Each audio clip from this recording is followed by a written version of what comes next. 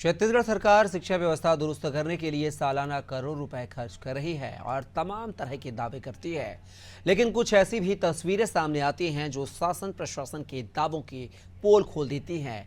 ऐसा ही एक मामला बलरामपुर जिले से सामने आया है, जहां बच्चों को रहना चाहिए, दुर्भाग्यवश वहां उन्हें पढ़ाई करनी पड़ रही है। आखिर क्यों छात्रावास में ITI कॉलेज संचालित किया जा रहा है, देखिए ये खास रिपोर्ट।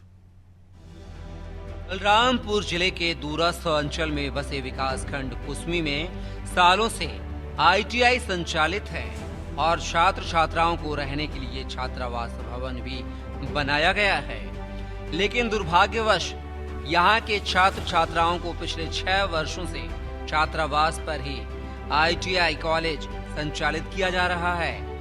ITI कॉलेज बना तो है, लेकिन अधूरे काम की वजह से रोजाना छात्रों को 25 से 30 किलोमीटर से ज्यादा की दूरी तय कर पढ़ने के लिए आना पड़ रहा है, जिससे उन्हें कई तरह की तकलीफों का सामना करना पड़ रहा है। यहाँ इलेक्ट्रिशियन करने आया हूँ, लेकिन यहाँ पास कुछ सुविधा नहीं है पढ़ने का। वो इतना तक कि वायर भी नहीं है प्रैक्टिकल करने का। खुद से खरीद के यहाँ प्रैक्टिकल कर रहे हैं। और यहाँ हम लोग का छात्रावास है, यहाँ रहने का स्थान है, बट यहाँ हम लोग का क्लास चल रहा है। इसलिए थोड़ा हम निवेदन करते हैं कि वो बड़ा ITI चालू करवाने का कुछ करवाई होना चाहिए। यहाँ हम दूर से आते हैं, एक तो फिर यहाँ ITI भवन पे तो जाते नहीं है, छात्रावास में एक तो भेजते हैं, मतलब ट्रेनिंग दिया जाता है, जिसपे से प्रैक्टिकल का कुछ सामान नहीं है। फिर छत भी टपकती है, जब बारिश होता है तो हम लोग को बैठने के लिए जगह नहीं मिलता है। अब प्रैक्टिकल का कुछ सामान ही नहीं है। कंप्यूटर वालों का तो है, वो भी 2-4 कंप्यूटर है, उस पर से सब खराबी हो जा रही है, तो उस पर से कैसे हम कर पाएंगे। और इतना दूर से आते हैं तो, और ITI भवन में तो ले जाने के लिए तो यहाँ छात्रावास में काहे उचित ट्रेनिंग देते हैं, उसको तो बनवा के बस छोड़ दिए हैं। ITI कॉलेज जिस छात्रावास में संचालित हो रहा है, उसकी हालत भी जर्जर ही है। पढ़ने वाले छात्रों ने बताया कि बारिश के दौरान छत से पानी टपकता है, लेकिन करें तो क्या, मजबूरी में सभी छात्रों को बारिश में टपकती छत के नीचे बैठकर पढ़ना पड़ता है। यहाँ करीब 12 साल पहले करोड़ों की लागत से भवन निर्माण का कार्य शुरू है, लेकिन वह आज तक अधूरा पड़ा है।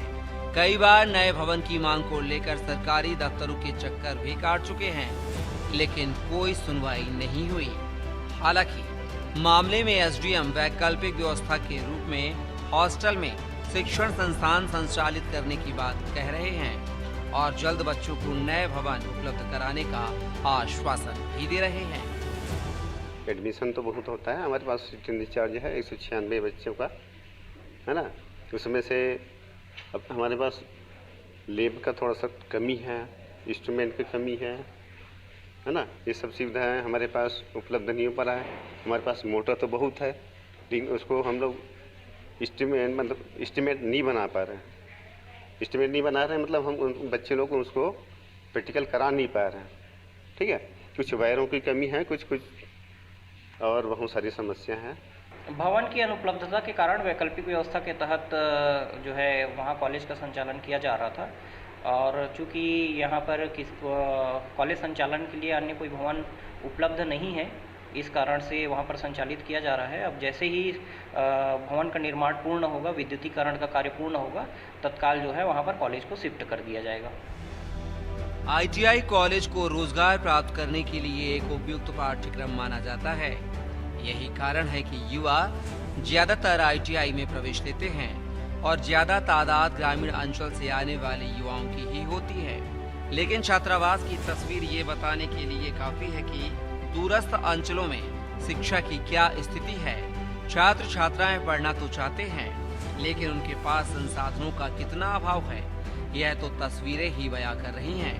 बहरहाल देखने वाली बात होगी कि आखिर कब तक जिम्मेदार इनकी समस्याओं पर अमल करते हैं और इनका भविष्य सुधार पाते हैं।